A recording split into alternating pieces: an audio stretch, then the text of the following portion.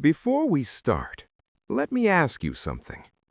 Have you ever felt that a place was watching you? Not a person, not a thing, a place. Because tonight, I'm going to tell you a story about a house that never forgot anyone who lived inside it. A house that listened, a house that learned, a house that remembered. This is Echoes of the Forgotten, and this is not just a story. This is a warning. In 2008, the Morrison family moved into an old house at the end of Gray Hollow Road. The price was too good, the realtor avoided questions, and the neighbors never came close. The house was quiet. Too quiet. No creaking floors, no wind through cracks, no settling sounds. At night, the silence felt heavy, like it was pressing against their ears. On the first night, the youngest daughter, Lily, whispered, "Mom, the house is breathing." They laughed. They shouldn't have. Objects started moving, not falling, not sliding, relocating. A chair would be in another room. Shoes would face the door. Pictures would turn toward the hallway. And then the house started copying them. When the father coughed, the walls echoed it back. When Lily cried, the pipes sobbed. When someone whispered, the house whispered louder. At 3:17 a.m. every night, the hallway lights turned on, and footsteps walked from room to room. But no one was there. The mother, Sarah, noticed scratches forming on the walls. At first, they looked random, until she realized they were words. Stay, listen, don't leave. When she painted over them, they returned the next night, deeper, carved. And beneath the paint, she saw older words, hundreds of them, thousands, names, dates, final messages. The house had been writing for decades. Behind a false wall in the basement, they found a room. No windows, no doors, just furniture. Old furniture. A child's bed, a desk, a mirror. And the mirror showed people who weren't there. Families, couples, children, all standing still, all watching. Then Lily said, "They live in the walls now." That night, her bedroom door disappeared. At 3:17 a.m., the house finally spoke. Not through walls, not through pipes, through Lily. Her voice was layered, old, crowded. "You stay with us now. You made us remember again." The floorboards sealed, windows vanished, the rooms shifted, and the house grew bigger. The Morrison family was never seen again. But the house is still there, waiting. And sometimes, when new people walk past, the walls whisper softly, "We remember you already." So, if you ever find a house that feels too quiet, too still, don't move in. Because some places don't want to be lived in, they want to be filled. Good night, and welcome to Echoes of the Forgotten. 6 months after the Morrison family vanished, the house was sold again. No inspection, no questions, no history. A young couple, Daniel and Rose Carter, moved in. On the first night, Rose woke up at 3:17 a.m. The hallway lights were on, and someone was standing at the end of the corridor. A little girl, smiling. "You're in my room now." The house began to replay memories. Daniel heard arguments that never happened. Rose heard a child crying in the walls. In the mirror, they saw themselves, older, thinner, silent. The house was practicing, learning their voices, their movements, their fear. And the scratches returned. New words. Thank you for coming back. We were lonely. The false wall was gone. The memory room was open. But now the furniture was new.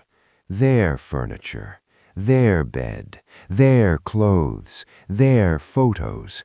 And in the mirror, the Morrisons were still there, standing behind them, smiling. The house wasn't feeding on people. It was archiving them. Every life lived inside became part of the structure.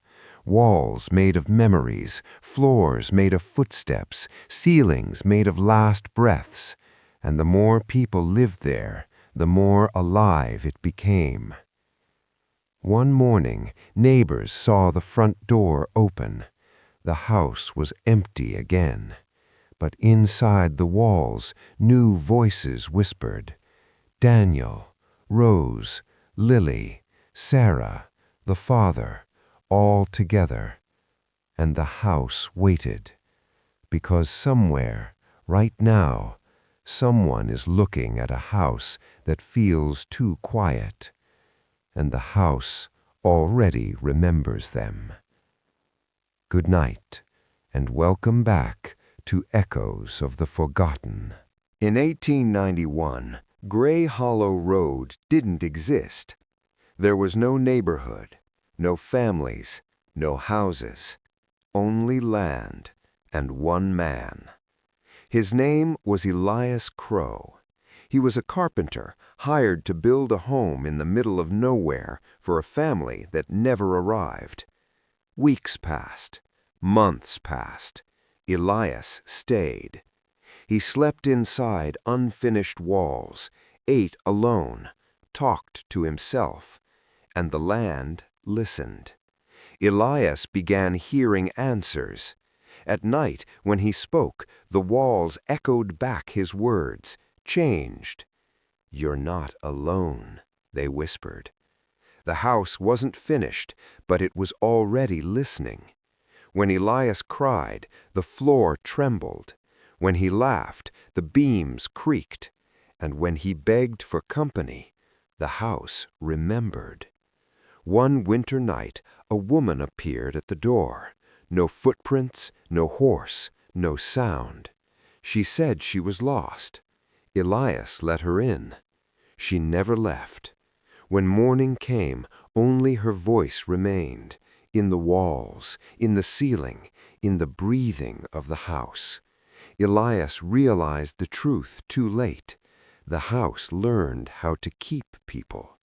Elias tried to burn it down, but the house screamed, not in sound, but in memory. Every word he ever said echoed at once. The voices drove him to his knees. And when the fire touched the walls, it went out. Because the house didn't want to be alone again. So Elias gave it the only thing left, himself. The next morning, the house was finished, perfect, empty, and alive. Decades later, families would move in, and the house would remember Elias, remember loneliness, remember how to listen, and remember how to keep. Because every place that learns to remember eventually learns to hunger. Next time you walk into an old house, listen, because it might already know your name. Good night, and welcome to Echoes of the Forgotten. The house on Gray Hollow Road was sold again, and again, and again. Each family stayed less time than the last, but something changed. The houses next door began to change too. Walls started whispering, doors closed by themselves, lights turned on at 3:17 a.m. in every home. The neighborhood was sinking. Families started dreaming the same dream. They were standing in the street at night. All the houses had eyes, windows blinking, doors breathing, and in the center of the road, the old house was growing, expanding, pulling everything toward it. When people woke up, they found footprints on their floors, leading outside. The children heard it first. They stopped playing, stopped talking. They stood facing their walls, listening. When parents asked why, the children answered, "The houses are talking to each other." One night, 3 children vanished. In their rooms, the walls were warm, like skin. The neighborhood began to shrink.